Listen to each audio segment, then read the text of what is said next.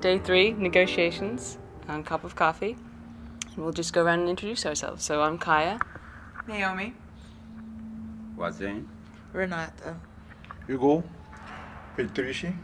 And Renata, would you like to just say the group that you're with? Oh, this is the association, the group of the Association of Traditional Samaka Authorities. We're a group out of Suriname. Okay, fantastic. So yesterday, one of the themes of the negotiations was forests, so that's what we thought we'd just focus on that today.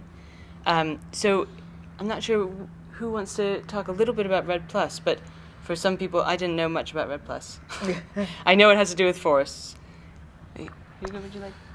Yes, talking about the REDD+, we cannot talk about the REDD+ without our rights, because we are forest-dependent peoples. And since we depend on the forest, we see our right must be recognized first before we can go discuss about REDD+. If you discuss about REDD+, where there are mechanisms, where there are benefit sharing, and you don't have right, and it's very hard for us to deal with the government who claim to as the ownership of all forests, all land in our country. So that's for us is very important to go first for our land right recognition.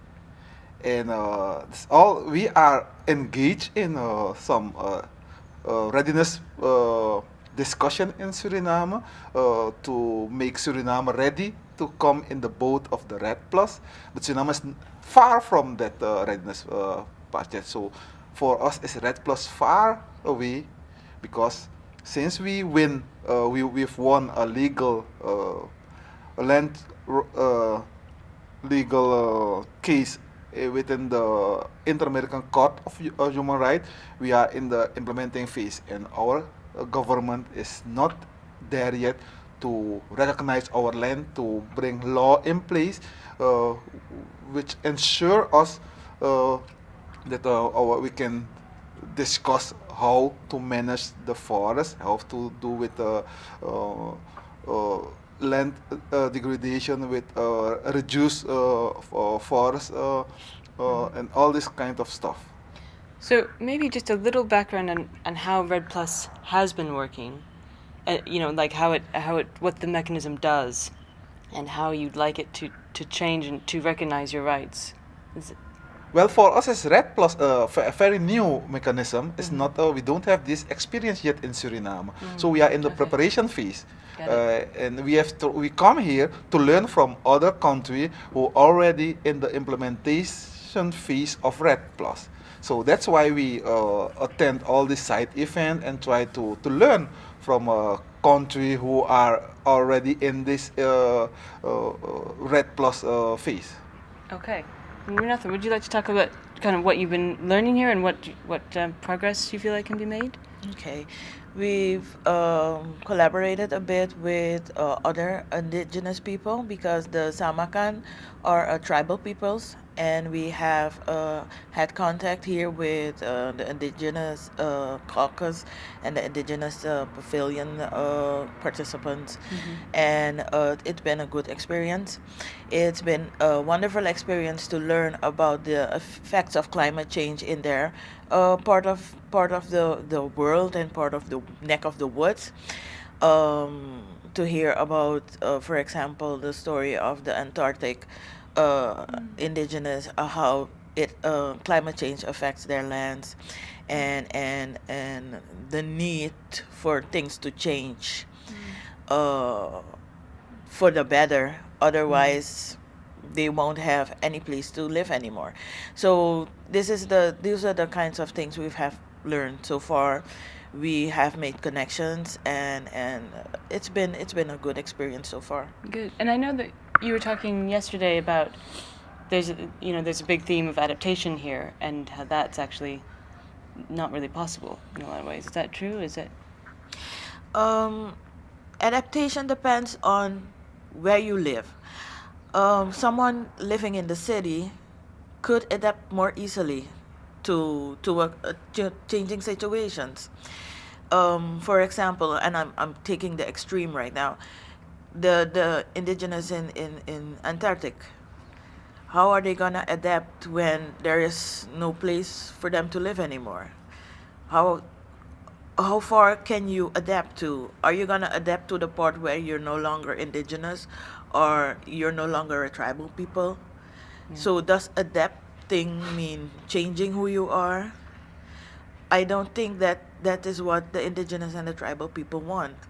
I think what they want is to remain the way and to live the way they have lived for hundreds and thousands of years, and for countries to respect that and to do everything they can to ensure that they can keep on living the way they have lived, because indigenous and tribal peoples are not contributing to climate change. Right. They Yeah. don't, what in their lifestyle produces emissions, so they're not part of the problem, but they pay the price, Yeah. and now you're asking them to adapt, and now you want them to pay an even bigger price. So Well, I'm glad that you're here. I have a question. Yeah. Have you connected with any of the small, low-lying island states? Because I feel like in some ways their cultures are being threatened in a similar kind of way. no, not personally. Okay. No, Yeah. not yet. No. Not yet. We're still on day 3, so lots more to learn. And do you want to talk a little bit about what happened yesterday within the official kind of negotiations? Sure. So, and in the official negotiations, in my notes it says that that Norway has made its first payment to Peru for implementing kind of a verification system to see that yes, this forest has been left untouched. So, how do you feel about projects? Have you talked to Peru? There's a possibility, I think, that we might talk to Manuel, I forget his Castells, later this week. And so, have you talked to them, and how do you feel about projects like this or programs like that?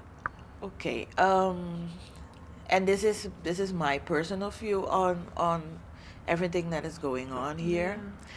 I miss the input of indigenous and tribal peoples. I miss the place of indigenous and tribal peoples at the table, because indigenous and tribal peoples are the ones who are affected the first, the most, and I have a sense that they have the least to contribute to the discussions.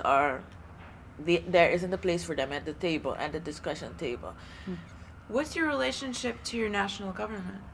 Well, like Mr. Yabini has been explaining, our national government sees the rights of indigenous and tribal peoples as, you could say, almost non-existent, because there is no legal recognition. There is no legal recognition of indigenous and tribal peoples. They are not in the Constitution. Their land rights aren't respected. So the rights of indigenous and tribal peoples are not respected. So in a sense, the government isn't seeing you as a people and as a partner. So that is too bad. Yeah. So it's almost a double project of trying to get recognition from the government as well as dealing with climate change at the same time. And getting also in the Samaka region, and like most of the interior in Suriname, for example, education is not what it should be, the health system is not what it should be. So you're constantly fighting, constantly in a battle. Well, good luck. And do you want to have any other thing to add? Yes, I just want to add something on Yeah. the Norway project, because that's the way we think. It seems like a top-bottom approach, because when these developed countries they have the money, and they think we will decide for you to keep your forest there, and we'll give you money, and we'll say how to manage your forest. I think that's the wrong way of doing things. Indigenous people and tribal people, they are the one who live for hundreds, thousand years with the forest. They keep the forest. So developed country and also government need to learn from them. how they preserve, how they conserve the forest. And then we can decide, okay, the money is not a big issue because you can give me money and say, okay, then you change my whole life when my life was not premier from money economy. We just live in the forest with all we have. Right. So I know the project of Guyana, our neighbor, where there are a lot of euros, but the condition to get this money is totally different from what the people want. So I think that's one of the things, and that Renata says, in the negotiation, government, developed countries, rich countries need to listen to the people, because you have to go back to the whole thing of climate change. Go back to the nature, go back to the basic. So we have to change our way of life, and it's the indigenous people and the tribal people who are the last to change, because they still in a very close relationship with the nature. Yeah. Well, I hope they do listen. I hope that that's something that comes out of these negotiations. Yeah, yeah. I mean, to develop policy that was based on what your group, to say, let's redesign Red Plus, and have indigenous peoples who are going to actually need to implement this be the ones who design the program, Yeah. instead of a forestry, I don't know, PhD somewhere saying this is the way it should this be. is the way to do this. Right. Right. Which I think is possible. It's possible. There's nothing that's impossible about that. Yeah. Well, we'll be watching closely on Red Plus now that I have a better understanding of it, and maybe we'll see you again next week. See how week 2 is going. Is it progress? So thank you so much for joining us, and Thank you for cheers, having everyone. us. Thank you. Thank you. Thank you. Citizens' Voice. Citizens' voice. Citizens' Voice. Citizens' voice.